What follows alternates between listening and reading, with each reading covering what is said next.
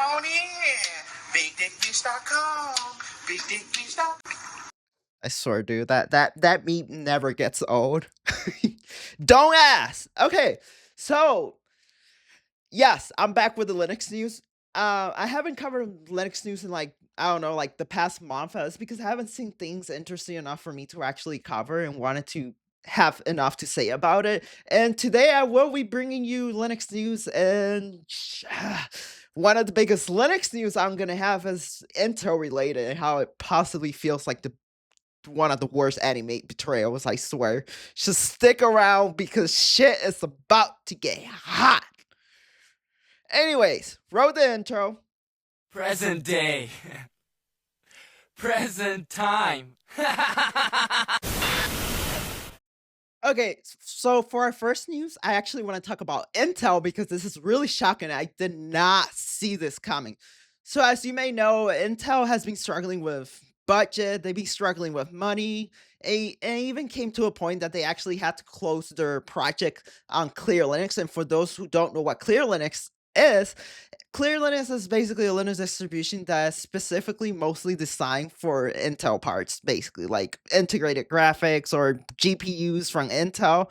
So yeah, and if we go right here to the article, basically what the article is saying is that Intel now is going to close its drivers and they're only going to open part of the drivers for the community to help that's beneficial to them in a place where like they feel that the community could actually help them. And what they say is that they're only going to open the parts of the drivers and make them open source, the areas that the community could help them get an edge against their competitor. And I find this like a spit in the face. Like, just slap me and spit in my face, because what the fuck is this? You know what I'm hearing? What I'm hearing is free labor. This is some bullshit. To be honest, I did not expect this from Intel, considering how good they've been to the Linux community and how much they've contributed. So they're expecting, what I got from the article is they're expecting people just to give to them and they don't give nothing to the community. Like, are you serious? Of all the companies, I did not expect Intel to be the one company to do this, because they've been so loyal for the past year. If it feels like an anime betrayal or like a friend betraying you, like it just feels so off. It does not feel like Intel. So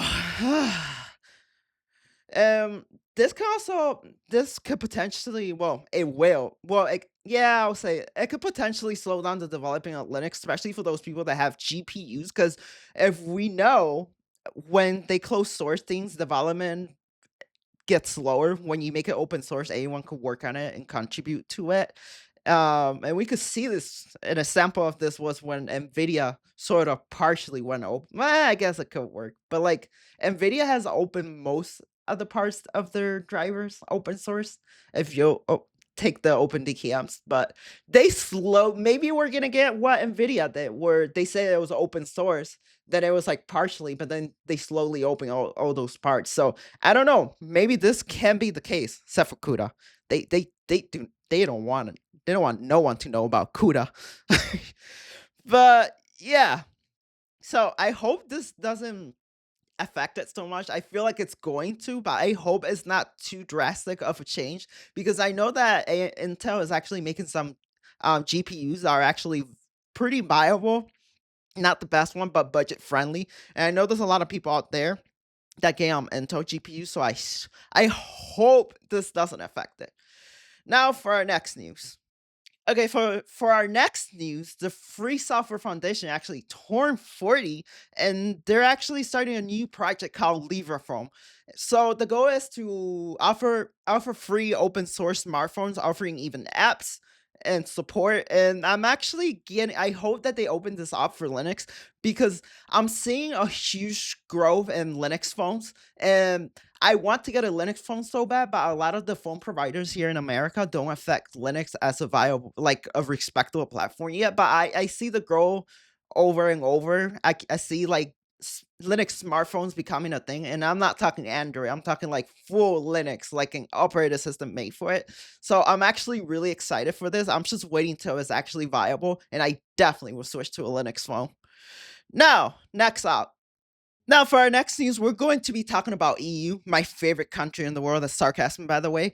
Now, I've talked about EU and what they're trying to do, censorship and all this. I talk about this over and over and over, and YouTube likes to suppress this type of videos or don't even like, they don't fuck with the thing or they'll like block it in every side. So, if you want people to actually get this information, please share the video and let them know, especially people on EU. Videos like this don't get shown to them.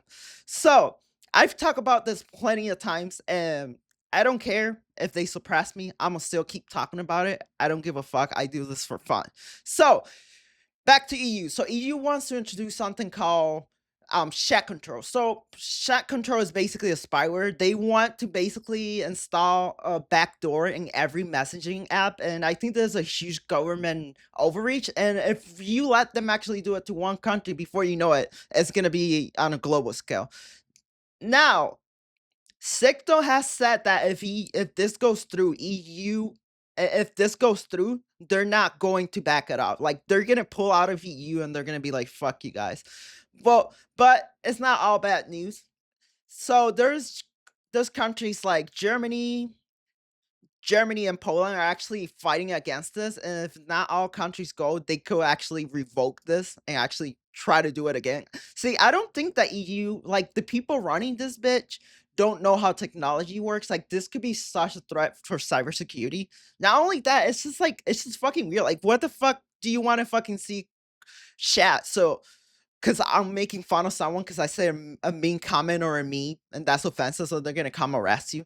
Get the fuck out of here with that shit. I swear, EU is so unhinged. Like, what's the point of all it? I mean, you got a country that's really run by pedophiles, a country that protects pedophiles and terrorists, and you're trying to get into people's messages. I'm pretty sure this is not your number one priority. You got way more shit to worry about with that. Let's talk about Prince Andrew and all the shit you guys have down there.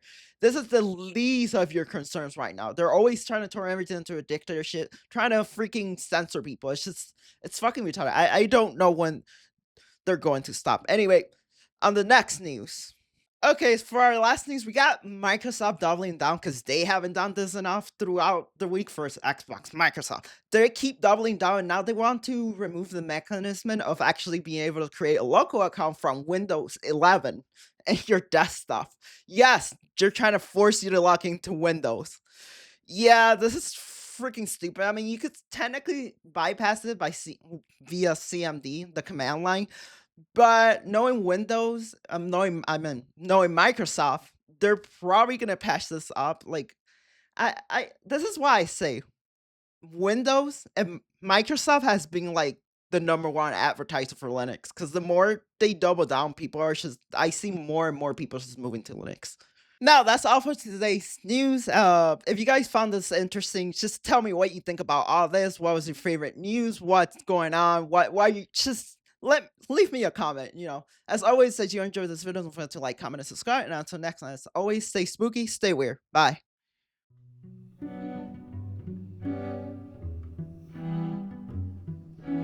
Dim, dam, dadilam, vacarme s'en va dans l'oubli éternel. Et Gustave, dom guardiam, didim, didididilam, lute sera dodilom, seram. Dim, dim, da da da, dim, dim, da da da, dim, da.